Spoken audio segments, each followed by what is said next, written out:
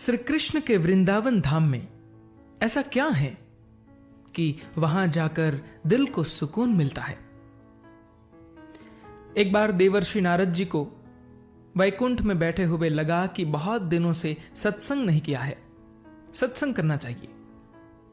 सत्संग लाभ के भाव से वे नारायण नारायण का उच्चारण करते हुए इधर उधर घूमने लगे। कई लोगों की यात्रा की पर सत्संग नहीं मिला। घूमते घूमते पृथ्वी पे आ गए। यहां भी सत्संग की खोज में लगे रहे। पहले तीर्थों में गए। श्रीमद् भागवत में लिखा है, पुष्करम च प्रयागम च काशीम गोदावरीम तथा हरिक्षेत्रम कुरुक्षेत्रम श्रीरंगम सेतु बंधनम। अर्थात नारद जी पुष्पकर, प्रयागराज, काशी, गोदावरी, हरिद्वार, कुरुक्षेत्र, श्रीरंग तथा सेतुबंध रामेश्वरम आदि अनेक तीर्थों में गए, लेकिन सुकून नहीं मिला। इसके बाद वो संतों से मिलने गए। वहां का अनुभव, पाखंड निरीता संतः विरक्ता स परिग्रह, अर्थात संतों में पाखंड की प्रवृत्ति देखी। पाखंड मतलब पापस्य खंडः इति पाखंडः। पाखंड पाप का ही एक खंड है। यहां भी शांति नहीं मिली। इसके बाद वो गृहस्थों के पास गए। वहां तो और भी भयंकर युद्ध देखा। उसका वर्णन, तरुणी प्रभुता गेहे शाल को बुद्धिदायक कन्या विक्रण्यो लोभात दंपति नाम च कलकनम। भाव ने देखा कि घर की मालकिन पत्नी है, पति की घर में नहीं चलती है, और यदि कोई महत्वपूर्ण निर्णय लेना है तो ससुराल से साले साहब को बुलाया जाएगा, उनकी बात ही मानी जाएगी, अपने माता पिता की नहीं। लोभ इतना ज्यादा भर गया है कि बेटा बेटियों के भी सौदे होने लगे हैं। विवाह के लिए एक दूसरे को धन से तौलने लगे हैं। यह देखकर भी नारद जी को तसल्ली नहीं मिली। तो जब न तीर्थों में, न संतों के पास और न ही गृहस्थी में सुकून मिला, तब उन्होंने निर्णय किया कि वृंदावन चलते हैं, वहां जरूर आनंद आएगा।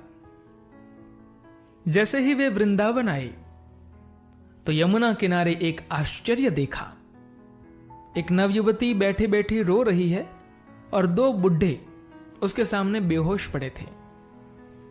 कई युवतियां उसे घेर के बैठी थी, जो कोई हवा कर रही थी, कोई पानी पिला रही थी। नारद जी ने स्त्रियों का समुदाय वहां देख करके वहां से जाने लगे, पर जैसे ही इस युवती ने नारद जी को देखा तो रोका। तब नारद जी उसके पास गए और दुख का कारण पूछा। उसने बताया कि महाराज, मैं भक्ति हूं और ये दोनों मेरे पुत्र ज्ञान और वैराग्य है।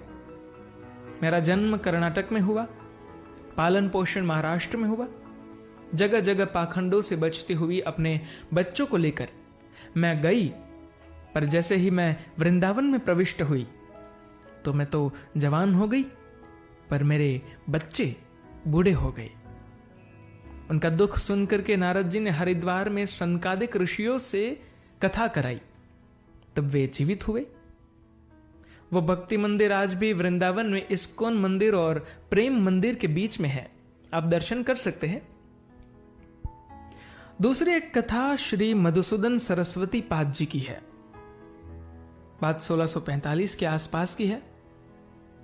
वाराणसी में रहने वाले मधुसूदन सरस्वती पाद जी कट्टर वेदांती थे।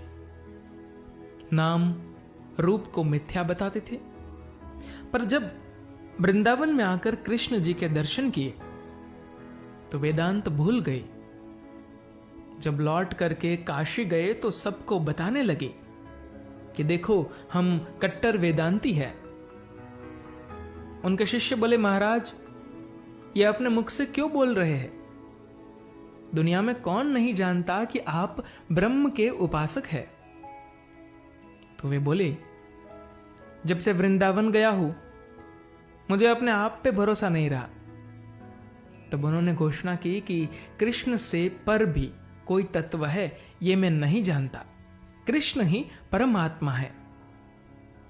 तो जब इतने बड़े बड़े ऋषियों और सन्यासियों को वृंदावन आकर सुकून मिला, तो आशा है कि आपको भी मिलेगा।